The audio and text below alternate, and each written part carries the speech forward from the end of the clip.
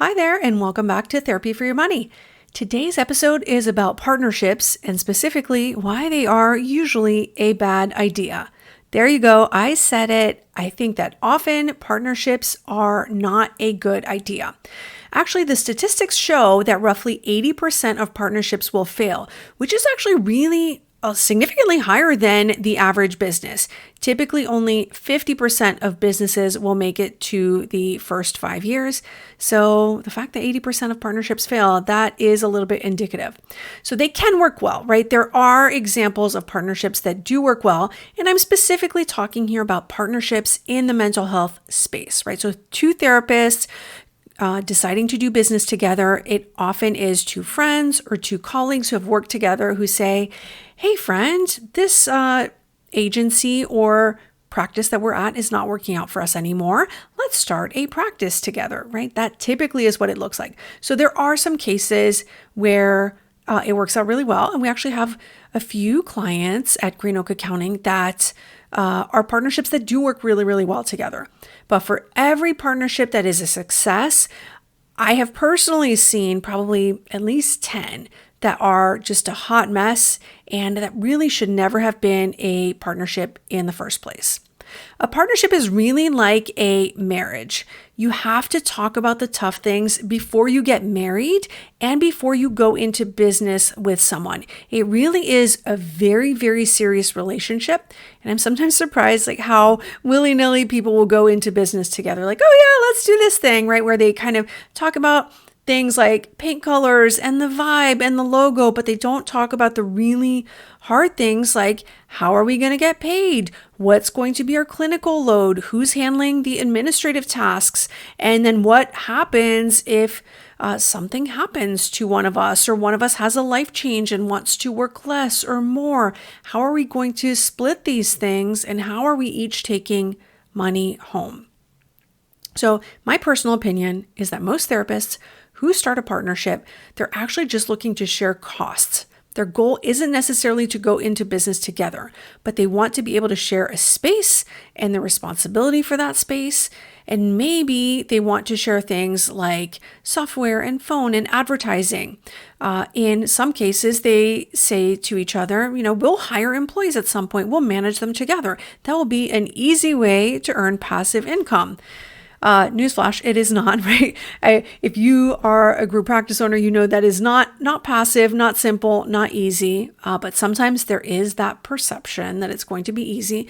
And then, so if these two partners are going into business together, planning to hire people, they say, well, we'll just share the profit that comes from these team members that we hire, all the profit that comes. And often the first clue for my team and I as accountants that a partnership has not really thought through all the pieces is just the way they talk about the partnership. They'll say things like, oh, well, I'm seeing my clients, so I should get the income from that. And my partner is seeing their clients, and we're just sharing the income that's coming from this other pile right here. And that's typically not how partnerships are going to work. When you're in business together, you're going to share the income, the expenses, the good and the bad, kind of like, again, in a marriage. And when it comes to accounting, specifically the tax return, everything that we do goes back to the partnership agreement. So not all marriages have a prenup, but definitely every partnership needs to have a partnership agreement. And I am a big, big fan of you working with an attorney to talk it out. For a solo practice, I think you can often start the business without necessarily talking to an attorney. That is possible. But when you're going into business together, I think you have to have a neutral third party that knows the laws, the rules, and the regulations in your specific state that is going to help you talk through all of the scenarios and all the things that can go well and not so well. Someone who has seen the issues that come up with partnerships. So again, going back to that tax return, if the partnership agreement says that profits are split 50-50, that's how it's going to go on the tax return, no matter what you want or what you say. If that's what the partnership agreement says, that is what we have to do. There are no other options. Of course, you can always change a partnership agreement at some point, but then you're going to need to work with your attorney on that as well. So if the partnership says you're splitting, then that means you are splitting. that may be good or bad in some cases. Let's look at an example. I've seen multiple partnerships where one person is doing most of the clinical work and the other person is maybe handling a small clinical load, but they are handling all the administrative side of that partnership. So they are possibly doing all the intake, all the phones, all the billing. If they're 50-50 partners, that means that even though partner A is seeing 25 clients a week and partner B is only seeing 10 clients a week, they will share equally in the profit of the business. That is what the partnership agreement says. So you can see just how easily resentment can creep in, where partner A might be saying, well, I'm the one doing all the billable work, all the clinical work, and the one who's bringing in all the money. How come partner B is getting the same exact amount of money that I am, right? Ooh, so easy for that resentment to creep in. And that's why it's so critical that you talk through these things, think through these things before you start the business. I often listen to the EntreLeadership podcast. That is Dave Ramsey's business podcast. And I've often heard him talk about the 5 Ds of partnership.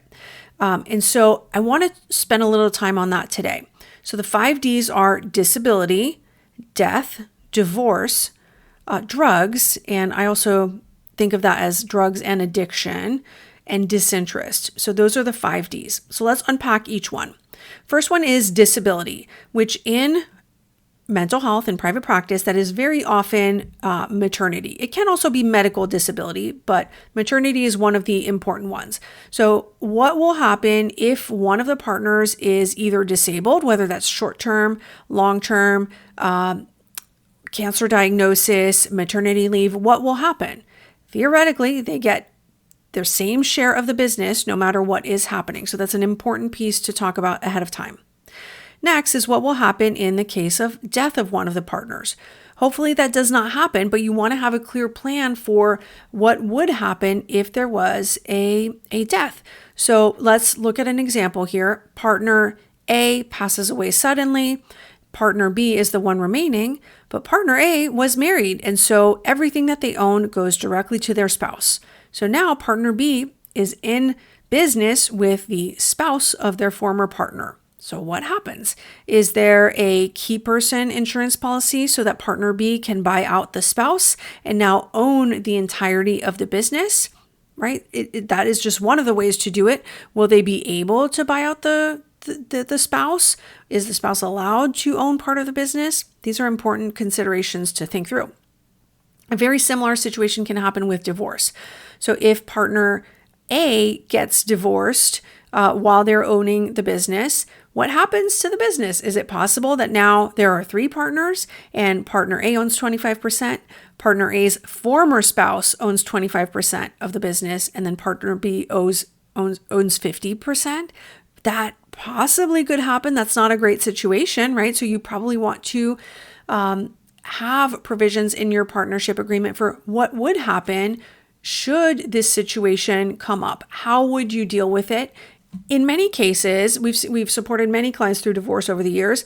In a lot of cases, the spouse that owns the business will forego a lot of other things to be able to keep the business, right? That's the reality of what typically happens. So they might say, hey, spouse, take all of this 401k so that I can keep the business. That is possible. But if there aren't enough assets in the marriage, sometimes that might not be possible. Or they might say, instead of me getting part of the house or part of the house proceeds after a sale, I will keep none of that. Spouse will keep that, and I will get to keep the business. That is just a reality of how divorce often works. But again, just good thing to protect yourself against and think through as you're setting up this partnership agreement. The next D is for drugs and addiction. If your partner suddenly goes down a spiral, they become addicted to, it could be drugs or gambling or any of the addiction options that are out there. There are many, many, and they start spiraling. They're taking all the money out of the business. They're making really bad decisions. They're no-showing on their clients.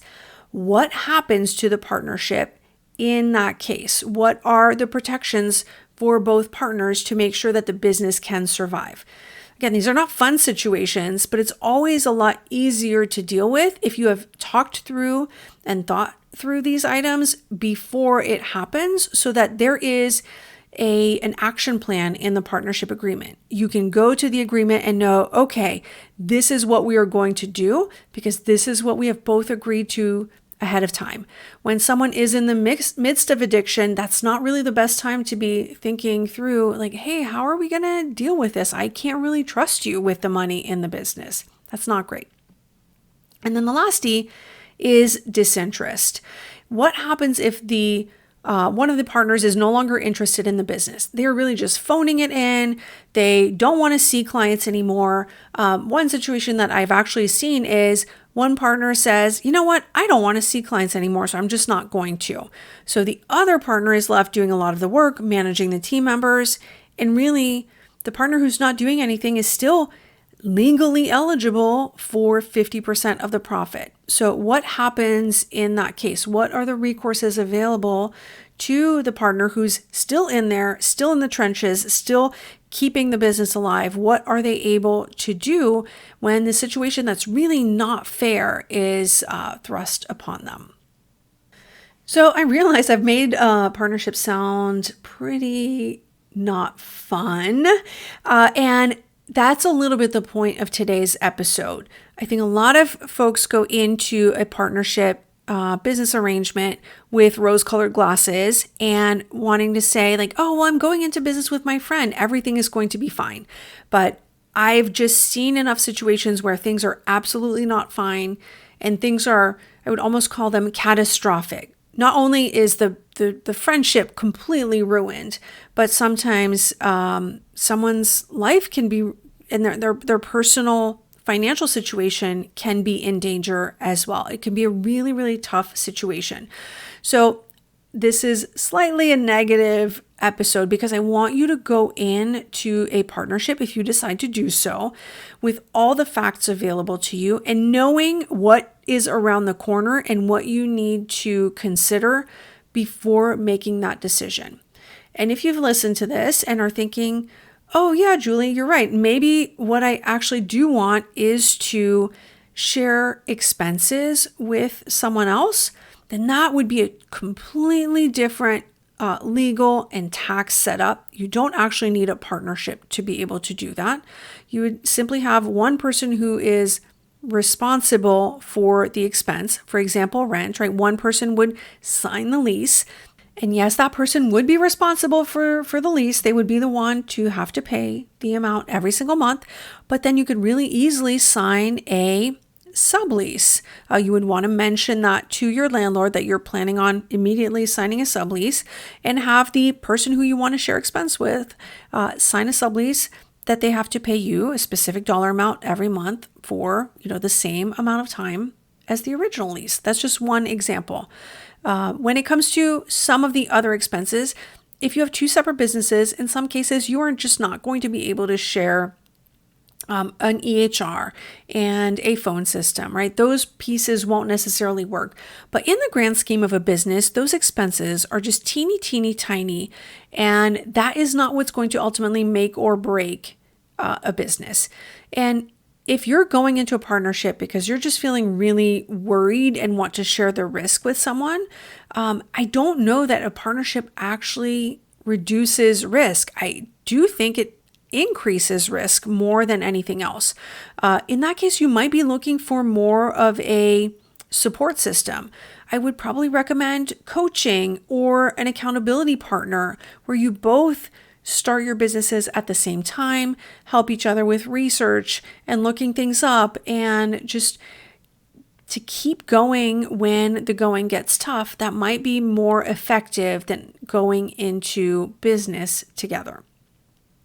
So if you are in a situation where you are in a partnership and you would like to end that partnership, it is possible, but it is also like a divorce. If it's just the two partners in the business, so there's no employees, there's no additional clinicians and administrative assistants or administrative team members, leadership, there's none of that. It's just two partners. In that case, you can probably dissolve the partnership, and each partner will just start their own business. So that might be an LLC, a PLLC, sole proprietorship, depending on what makes sense for them. But they would each start their business. You would shut down everything in the partnership. You would get a new business, probably a new EIN. You may need a new EHR. You may need new everything, really, and just start afresh. Someone will keep the name. You might leave the name on the table of the practice. Depends on the specific situation. But when there is a partnership with just two partners, there really is not a significant value to selling to one or the other, because you're really each typically taking your own clients. So there's not really a lot of value to sell. But if the business has grown and there are team members, there are clinicians, leadership, all of that fun stuff, then typically one partner will buy the other partner out, which means that someone is going to have to come up with a whole lot of money, or take a loan, or pay the former partner over a period of time. But again, when you are dissolving a partnership, you do want to talk to your attorney to make sure you are doing everything correctly, and that you have someone who is able to help you just wind everything down.